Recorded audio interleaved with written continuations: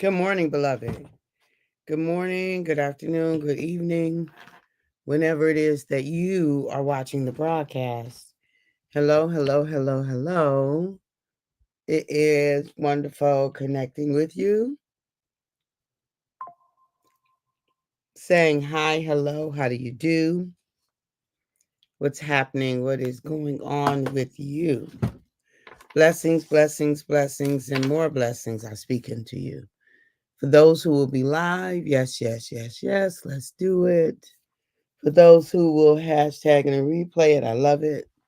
For those who will be on and I don't know you on and I might not never know you on, I could appreciate that. And for those who will be used by Papa at some point down the road to encourage this girl, let's make it do what it do. Let's make it do what it do, beloved. Let's bring it on in. Let's bring it on in. Let's make it do what it do. Um, so, so, how do I say this? What we doing? What we talking about? So good to you isn't enough by itself. Good to us. If something is good for us, that's good. But is it enough? How many times have we engaged or indulged something, allowed for, went after something that was good to us? But what's the other part that we want to add in there? Right? It's good to us. It tastes good. I've heard many, women in abusive situations. Well, he's good to me. And I'm sure it's, hey, cousin, good morning. And I know men are abused too. I just haven't ever heard it from a man. And there are lots of social and cultural reasons for that. So I'm not saying that it isn't. I'm just talking about my experience.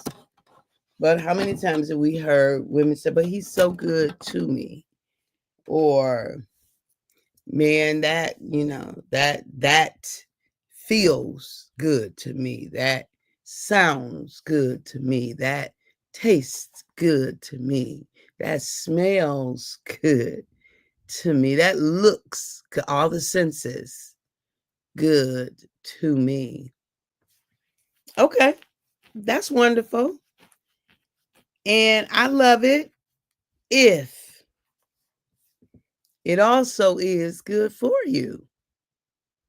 If it's also good for us, it can be good to us, but is it good for us? See, beloved, it's got to meet both of the criterion. You've got to meet all the criterion, okay? Because otherwise, our senses can lead us amok. Our senses can shipwreck us if the senses is the only litmus test, it might sound good to you, right?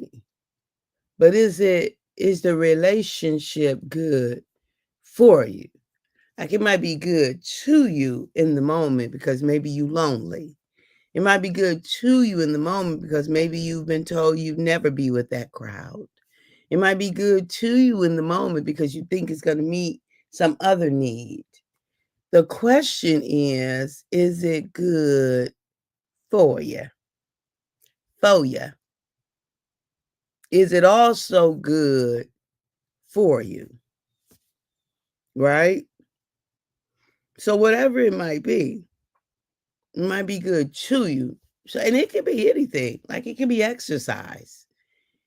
It can be exercise. It's good to you. For some people, exercise is good to you. The idea of exercise, the habit of exercise, the experience, the dopamine release from exercise. But depending on where you are in life or situation or whatever, it might not be good for you. But what about somebody who exercises too much to the neglect of their family, to the neglect of their health?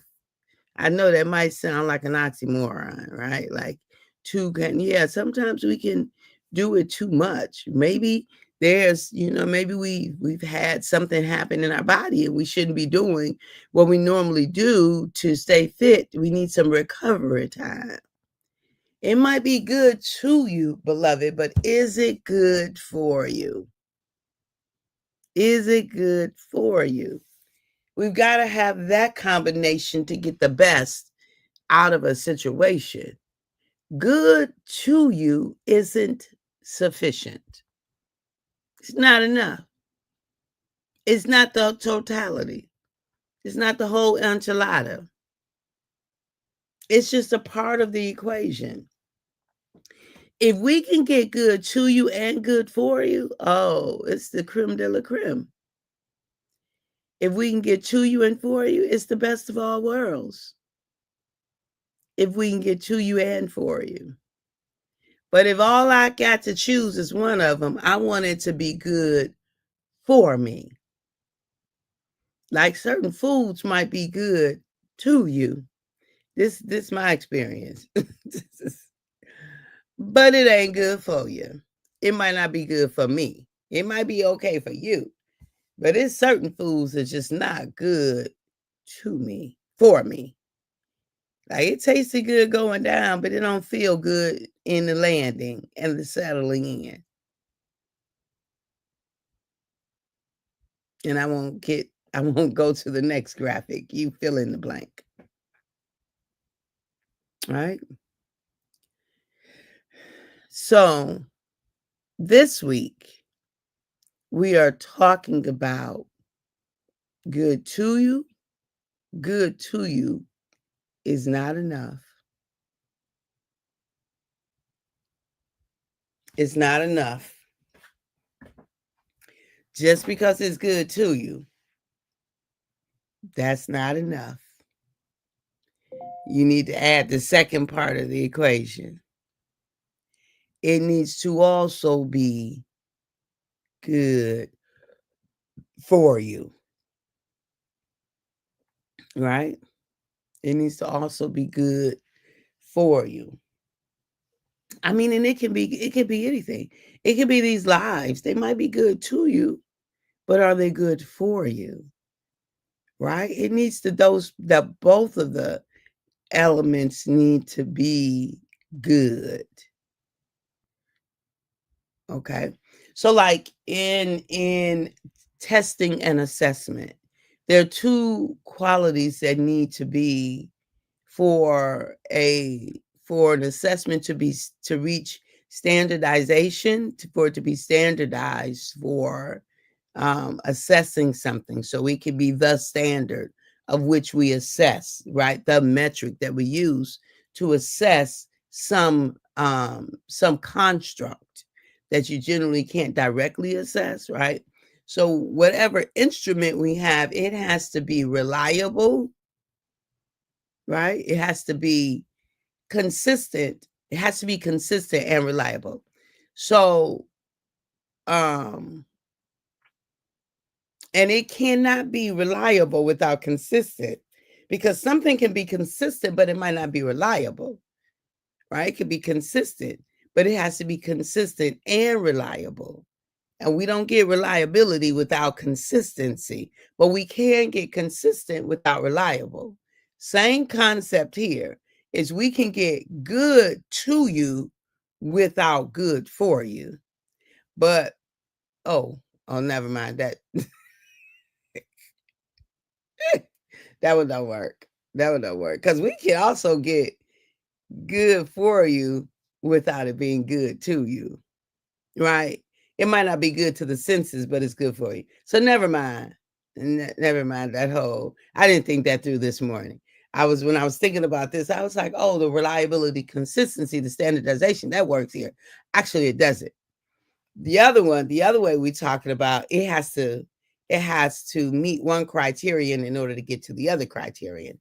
These two can stand on their own. Good to you. Well, wait a minute. Wait. Good for you. Yeah, what's good for you may not be good to you. Now, the best of all worlds, what I, if we could get both two, now that's the cherry on the top. If we can get it good to you and good for you, cherry on the top. But it don't have to be.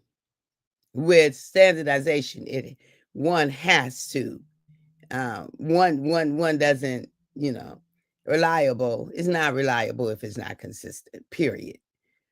It can be good to you and not good for you. It can be good for you and not good to you.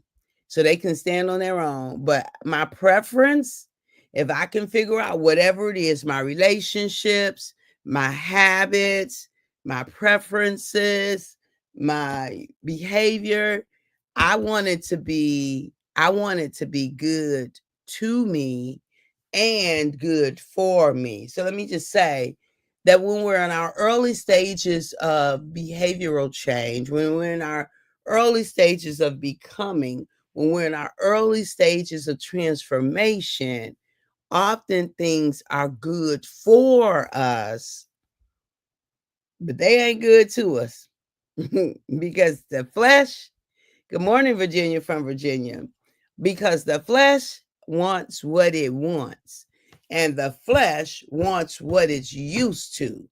It wants habits. It wants the consistency of habituation. That's what it wants. It wants habituation because it's familiar with habituation. It knows that territory. So it don't have nothing to do about it being good for you, about it serving you well at all. It's just familiar. And we like familiarity, but familiarity can take us out of here, y'all. Familiarity can limit our life. Familiarity can, yes, absolutely. It's not good. It in and of itself, it makes us comfortable. We do something because we know it, not because we necessarily need it or even desire it. It's because we know it, because it is familiar to us. Like sometimes that's all that's all it's got the criteria. That's all the criteria it's got to meet, which ain't a good thing. You better check out your familiarity. Check it out. Check it out. Ask yourself, my go-to, is my go-to good for me? Is my go-to good for me? Ooh. Mm-mm. Mm-mm. My stomach talking back to me now, like, it ain't. Because your go-to yesterday that you went to, it ain't good for you today. That's why we talking about this today. Because it was good to me, but it ain't good for me. And the truth, let me tell you something. As you get used to what's good for you, as you make that more and more your norm, there's a shift in you. Because what used to be good to you that wasn't good for you, there begins to shift that it's not even good to you. Because when you are aware enough, when you come out the clouds, when you differentiate long enough, you'll be able to tell this ain't even good to me. When you get a new experience, beloved, and you can juxtapose, okay, with clarity that, you know what? Uh-uh. So I ate something yesterday, right? And I had come off, like 5 days of cleansing. I ate something on Saturday, which, was cool. 5 days of cleansing. But yesterday I just dived back into old habits. Started off good, but by the end of the day, I'm working, I'm in that same spot. Familiar territory, familiar trappings. I'm talking out loud and thinking about it as I'm talking to you all. Just my familiar trappings. It was like dominoes. Boom, boom, boom, boom, boom. Next thing I know, I'm consuming And I didn't even finish it because I didn't really want it, didn't need it. It was habit. Didn't necessarily, once I started diving into it, I'm like, ooh, I don't want this. But I had paid the money, all the things, right? And what really got me there is I was thirsty. And I should have I've got this habit now, almost a habit of keeping, this cup with a straw, but a big giant one, right? Filled with ice and water. And it takes care of my thirst as opposed to me looking elsewhere, right? And so, but yesterday I did some other stuff, which opened the Pandora's box. And going to bed, my stomach was like, we do not like this. But let me tell you something. Today, I am grateful for the clear differentiation. I'm grateful for it because before it would have been too close, too familiar, too connected to other things. But I am clear that my stomach don't have to feel like that. I am clear that way I felt was all about food. It wasn't about anything else. It was about that food. That does not serve me. Absolutely, it does not. So why would we do that? Why? So my criteria now is it needs to be good to me and good for me. Welcome to our week's conversation from my faux pas. All right. I love you. I appreciate, I value you. And at the moment that Abba gave us our breath, me and you, we forfeited, you and I relinquished. We gave up the right to not be amazing. Have a fantastic day. I will see you in the morning. Bye-bye for now.